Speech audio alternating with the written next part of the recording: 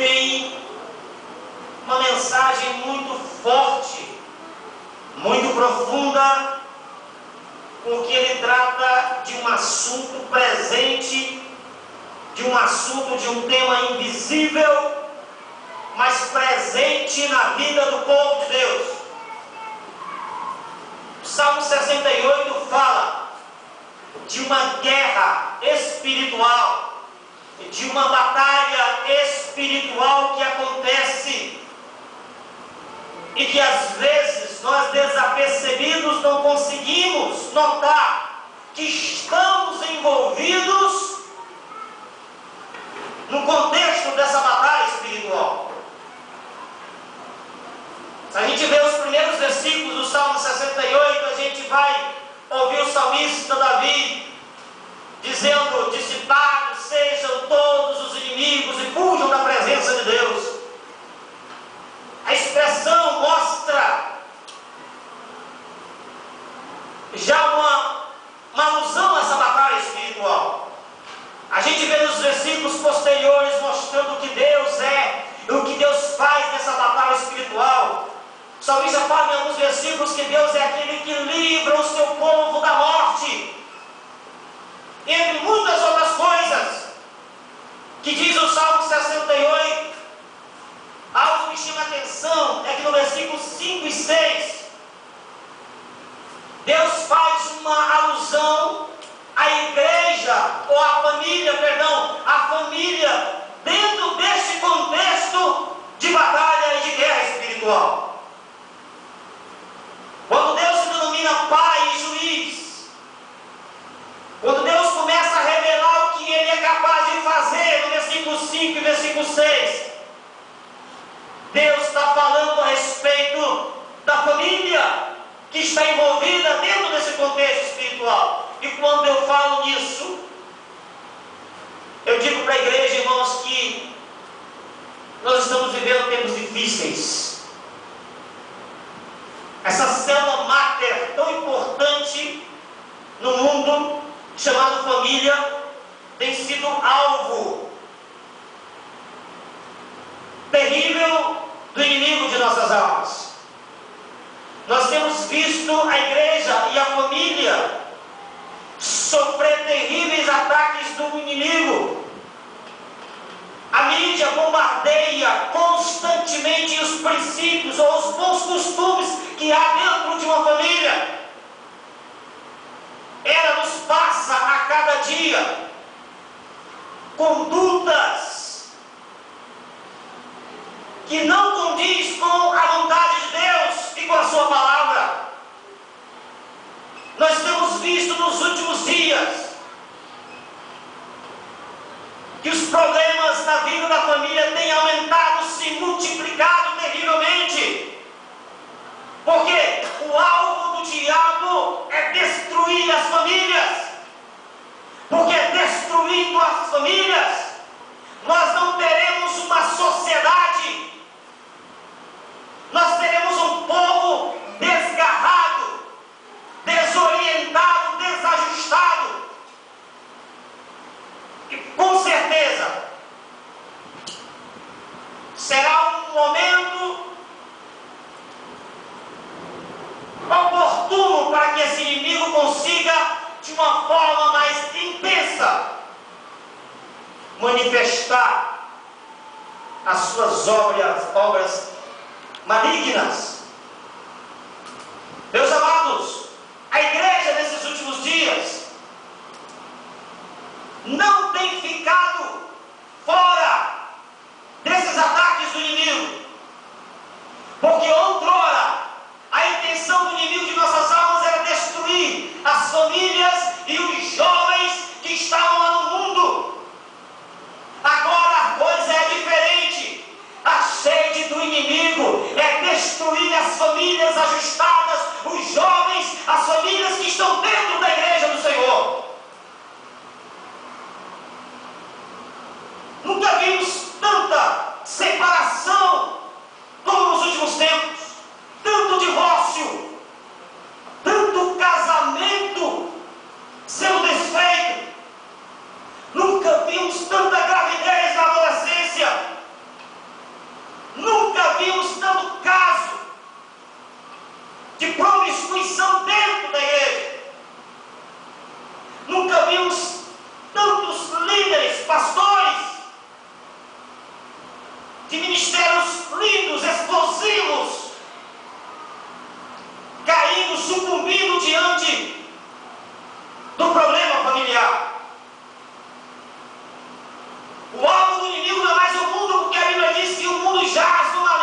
está no colo dele.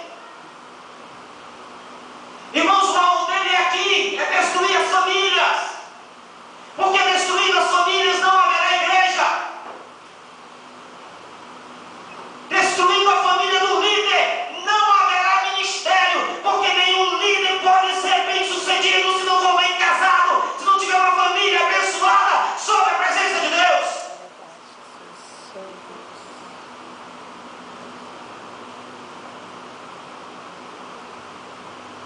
A gente pega uma estatística, conversando com uma pessoa que trabalha com desintoxicação de drogados, com recuperação de viciados. A cada 10 internos, 5 ou 6 são filhos de crentes ou crentes desviados. Irmãos, tem coisas que nós não conseguimos entender. Envolvidos nessa batalha, nessa guerra espiritual, tem coisas que nós não conseguimos entender. E a gente fica buscando explicações. Meu Deus, por quê? Nesses últimos dias eu encontrei um amigo cristão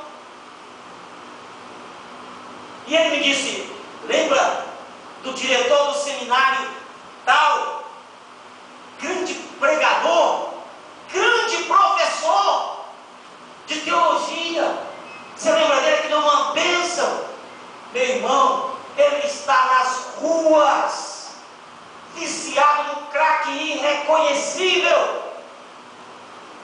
Irmãos, eu passei 2 dias impressionado. Meu Deus, eu conheci um cidadão. O crack já domina boa parte, irmãos, de jovens envolvidos ou não dentro da igreja. E quando eu falo que o salmista, ele colocou aqui, e a gente aplica a questão da família envolvida nesse contexto dessa batalha espiritual, porque nós não podemos ficar fora.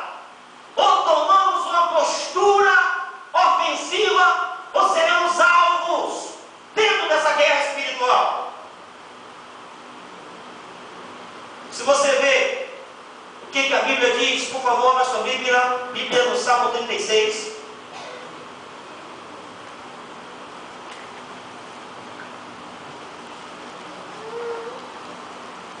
No versículo 1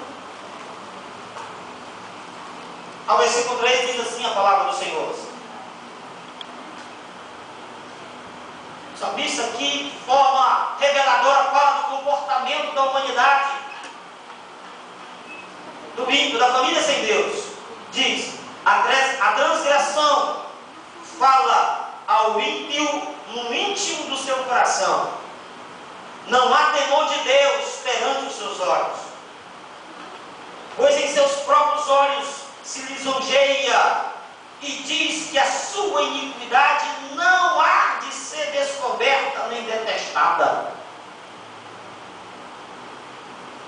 As palavras da sua boca são malícia e engano.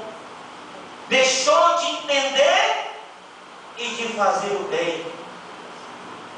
Isso é um retrato nesses últimos dias do que está acontecendo no mundo. Isso mostra esse bombardeio que eu falei para vocês agora no início. Irmãos,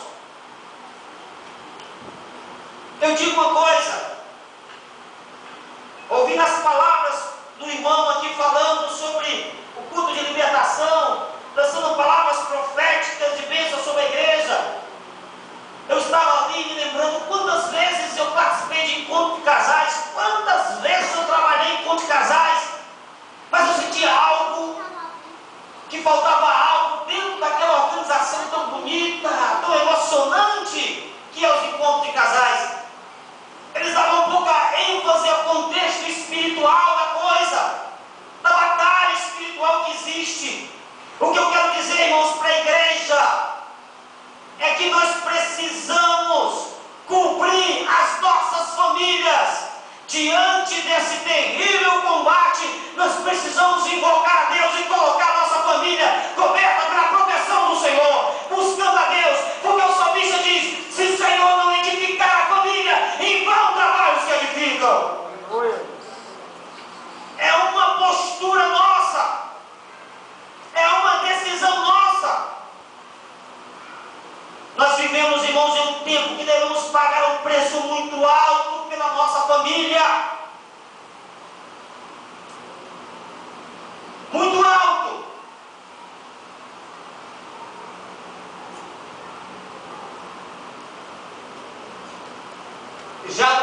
igreja aqui nessa mensagem.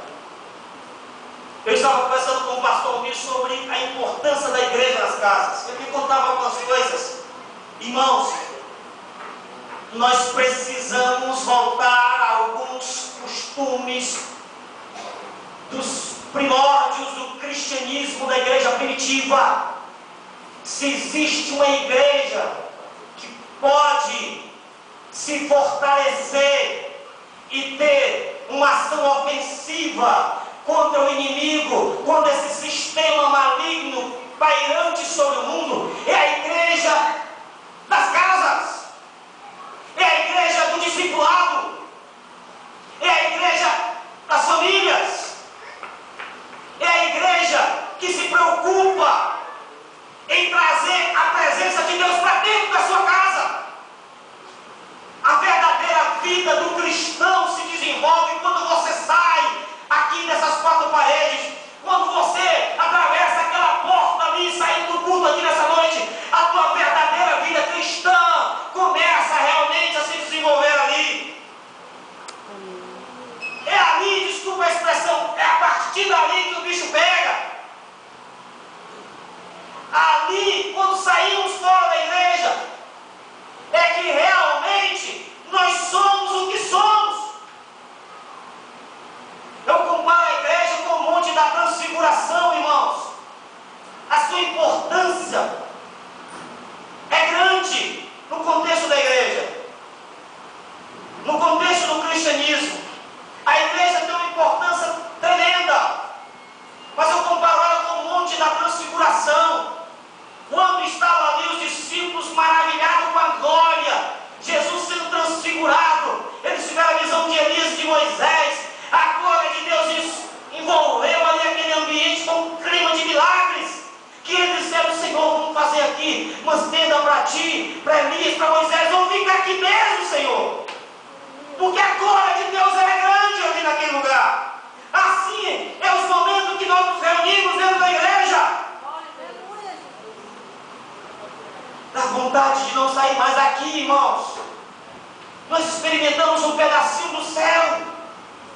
Acontece que quando Jesus desceu do monte da transfiguração, havia um pai, uma família ali sofrendo com um filho endemoniado, possesso por Satanás, e Jesus sabia disso, por isso que Deus falou do céu para eles e disse: esse é meu filho amado, a ele vocês devem ouvir. Sabiam que o poder que nós recebemos aqui, a glória que recebemos aqui, nós precisamos descer para ajudar e resgatar as famílias que estão nas mãos do diabo. Aleluia. Essa é a verdade. Aleluia. Aqui é lugar de acumular poder e maravilhas, irmãos. Eu me emocionei nos louvores da unção, a glória de Deus é tremendo. Mas quando eu sair daquela porta, eu vou deparar com a realidade. Eu vou estar dentro da minha casa sofrendo as tentações, as acusações, no meu trabalho também.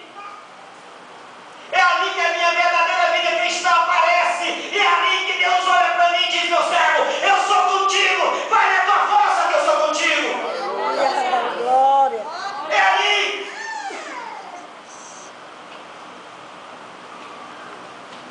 Meus amados,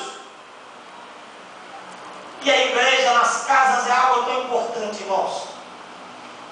Olha, eu fico emocionado. Tem uma passagem bíblica, Mateus capítulo 26, versículo 18, se eu não me engano, Jesus diz assim, era a última ceia.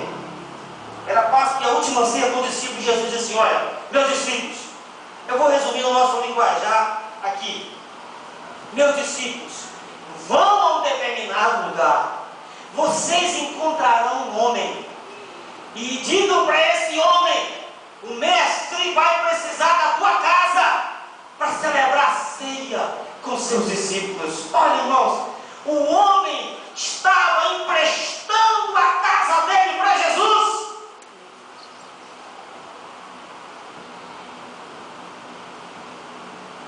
Empresta a tua casa para Jesus, meu irmão.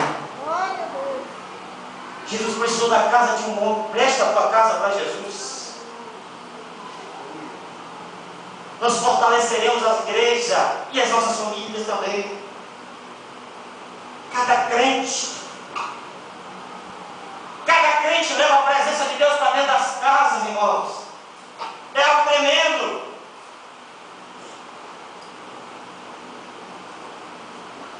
Meus amados, eu quero dizer uma coisa para a igreja nessa noite. Deus se faz habitar em família. Diga isso, Deus se faz habitar em família.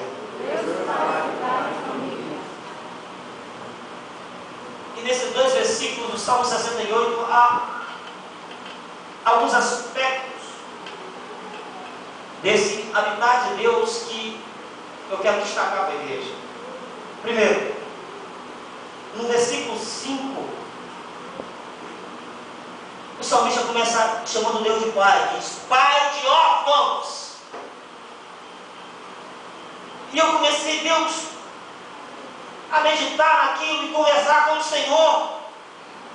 E esse termo é tão pessoal, tão íntimo.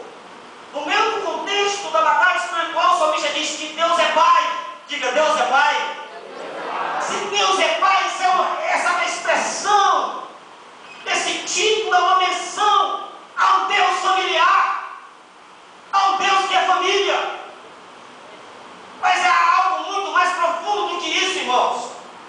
Quando o salmista chama ele de Pai, e chama ele de Pai de órfãos, eu fiquei a estudar, meu Deus, por quê? Nós sabemos que os órfãos sofriam muito. E eu não quero falar aqui do órfão propriamente dito, ou literalmente dito.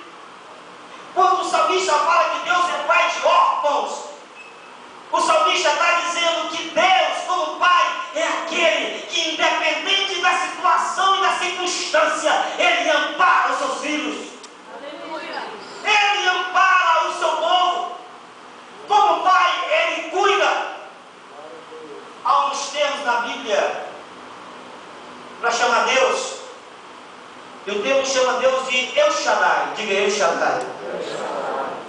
Nós sabemos que El Shaddai, um dos significados da palavra El Shaddai, muitos acham, Deus Todo-Poderoso. Não é só isso, não. O termo El Shaddai no hebraico, irmãos, significa Deus que sustenta, Deus que dá mama.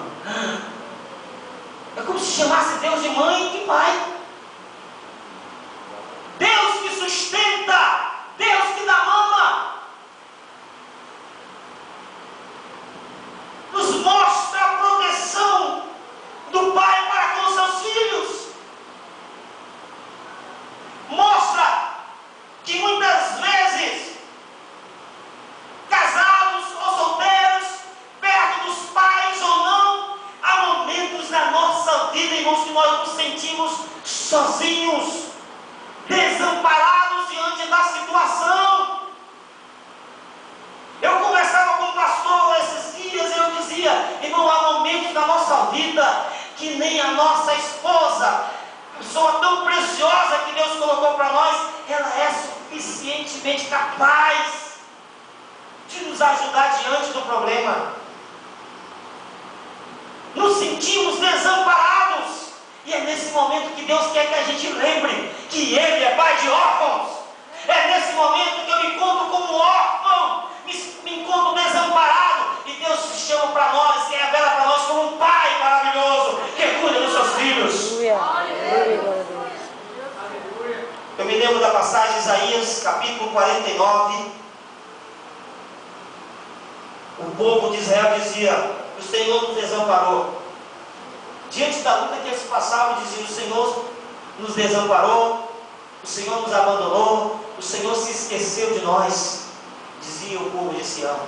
Aí Deus fala para ele e diz: como pode uma mãe esquecer do filho que dá mama? Como pode uma mãe esquecer do fruto do seu ventre? Todavia, se uma mãe esquecer do seu filho, eu, o Senhor, jamais me esquecerei de vocês. Sabe o que Deus te dizer? Olha, seja o pai ou seja a mãe, falhe o pai, pode falhar a mãe, mas eu jamais vou falhar com vocês, meus filhos. Jamais, porque eu sou pai. Eu sou El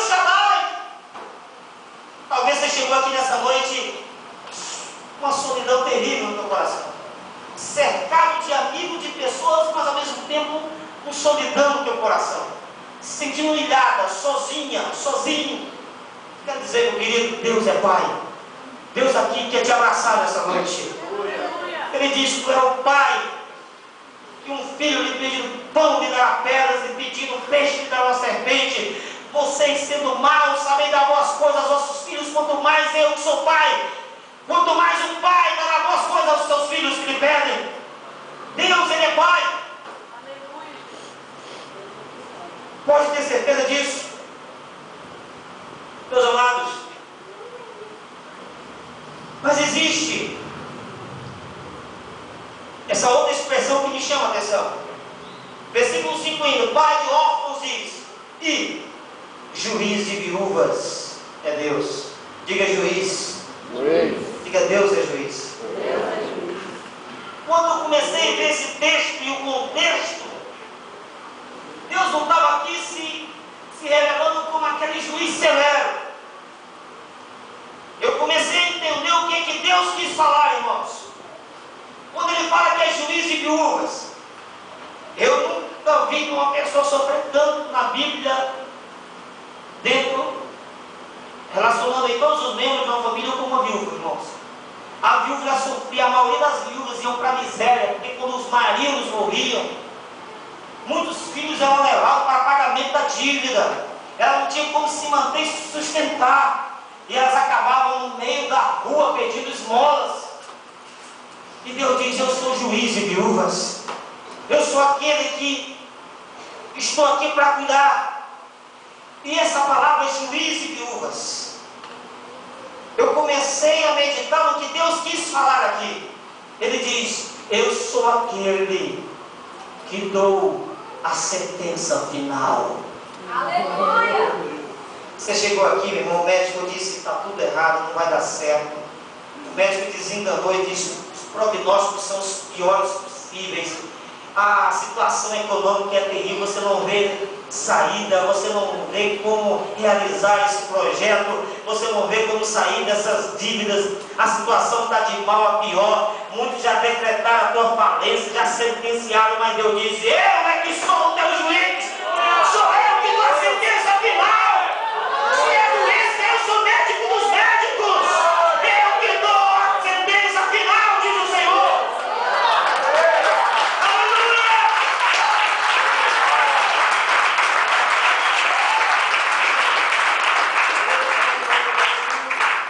Isaías capítulo 38.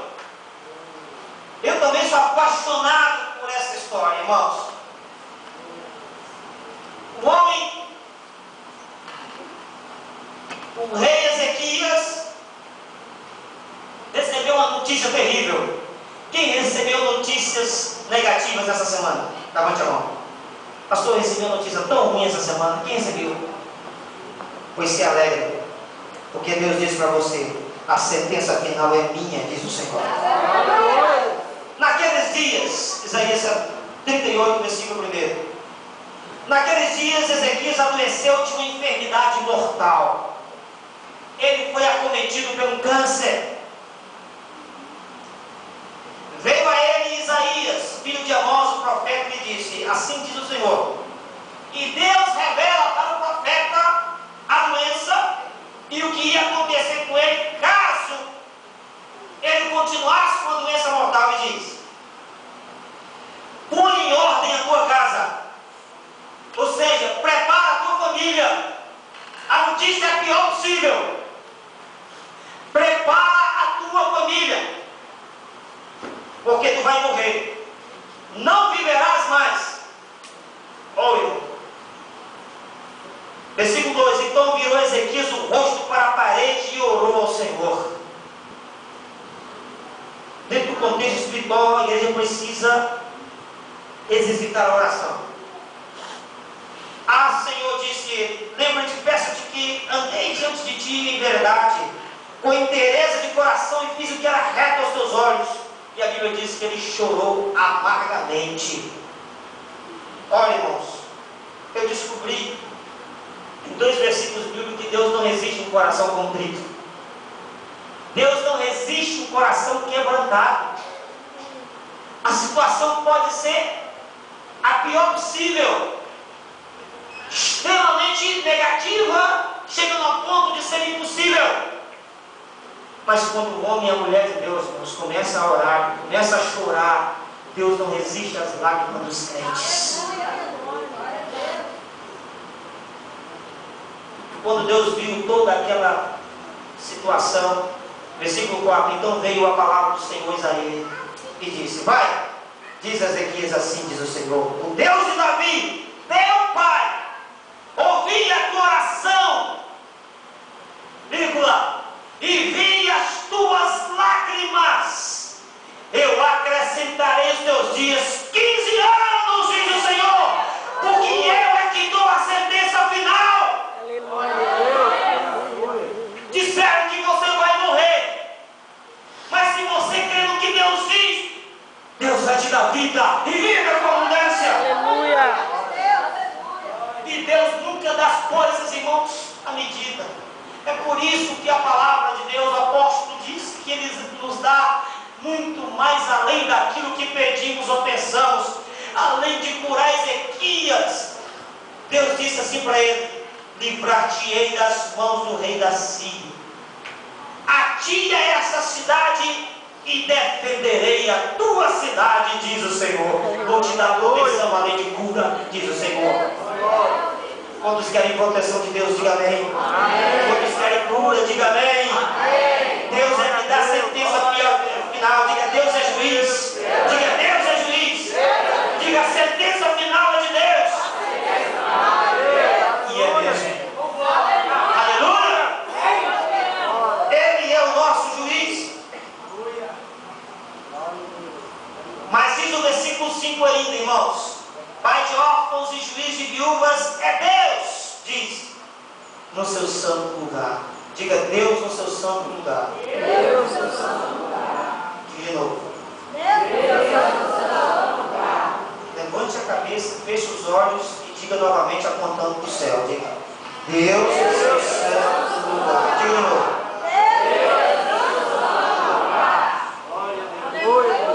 Aleluia. Ele é Pai, El Shaddai. Ele dá sentença final porque Ele é juiz. Mas o salmista diz: Deus no seu santo lugar. Deus me deu uma revelação aqui na palavra. Ele diz aqui em terceiro lugar: quando Ele se revela Pai e juiz, e Ele diz: no seu santo lugar está Deus. O salmista está dizendo que Ele administra toda a vida dos seus filhos. Eu estou administrando tudo, diz o Senhor. Eu estou a par de tudo que está acontecendo. Eu estou vendo tudo, estou no controle de tudo. Deus no seu santo lugar, irmãos. Ele está no controle dos mínimos detalhes da nossa vida. Diga para o seu irmão, você diga assim, você não está sozinho, diga. Diga, Deus está no controle. Irmãos, eu sei que você já ouviu e eu também já. Eu sei que isso pode ser redundante, mas irmãos, você precisa ouvir isso, irmãos. Deus está administrando tudo, irmãos. Deus está no controle de tudo. Nenhuma folha cai de uma árvore se Ele não permitir, irmãos. Deus está no controle de todas as coisas. Deus está no controle da vida dos seus filhos. Não existe coincidência na tua vida. Não existe por acaso na tua vida. Não existe, porque Deus é que governa a tua vida. Ele que está no controle da vida dos seus filhos. Até para aqueles que vão morrer, diz a Bíblia, que preciosa é aos olhos de Deus a morte dos seus filhos. Só morre quando Deus quiser. Só. Se Ele não quiser, Ele vai contrariar a medicina. E vai mostrar por que Ele é Deus. Ele está no controle de todas as coisas.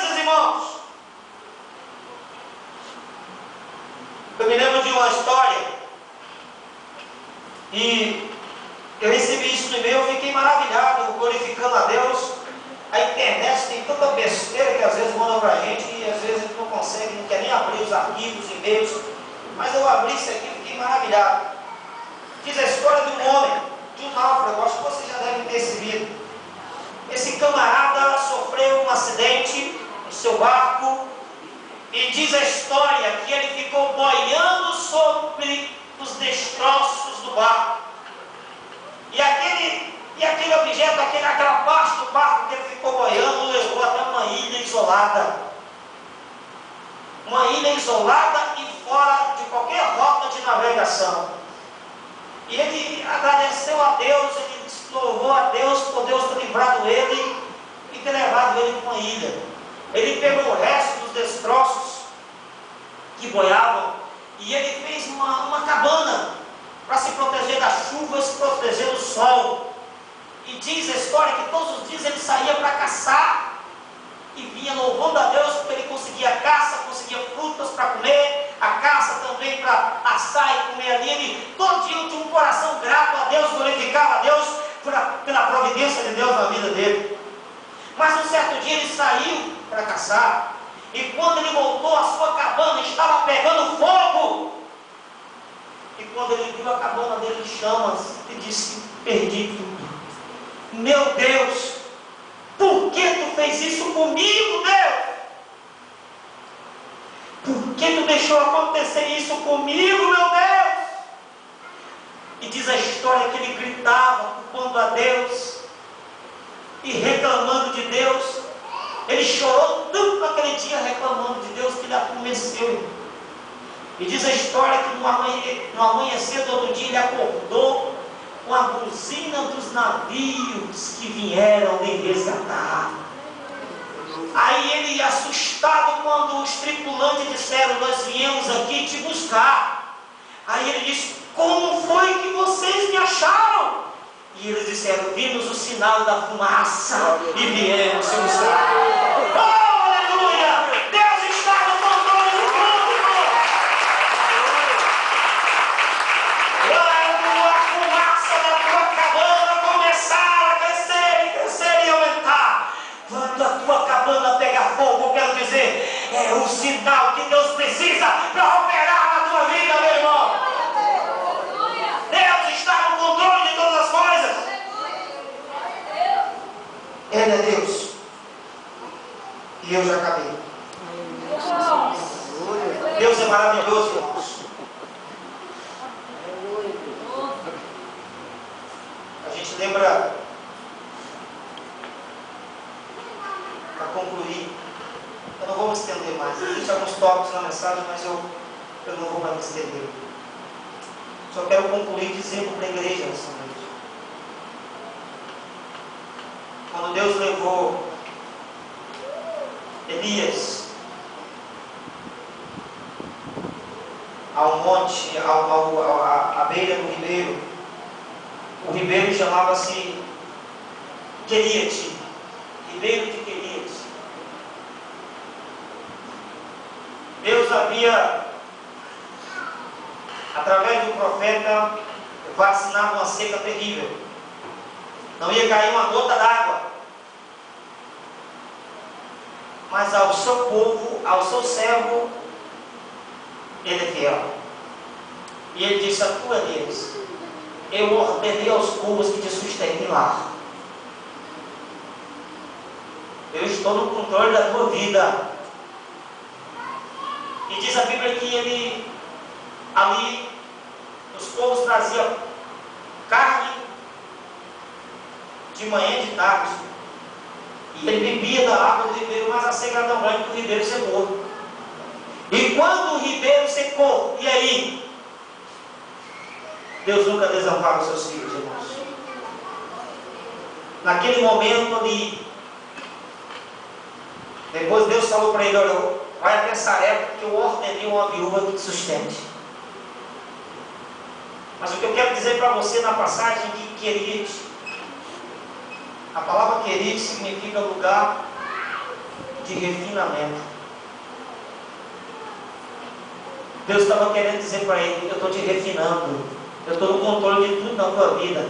Todas as coisas cooperam para o bem daqueles que amam a Deus. É refinamento. Se é refinamento, se é de Deus, se for do diabo, a gente tem discernimento para repreender em nome de Jesus. Se é Deus, se é refinamento, é bênção de Deus, porque Ele está no controle de todas as coisas. Ele está no controle na vida da sua igreja. Ele está no controle das nossas vidas. Porém, precisamos fazer uma aliança para que Deus esteja no controle da nossa família. Em nome de Jesus. Fiquemos de pé.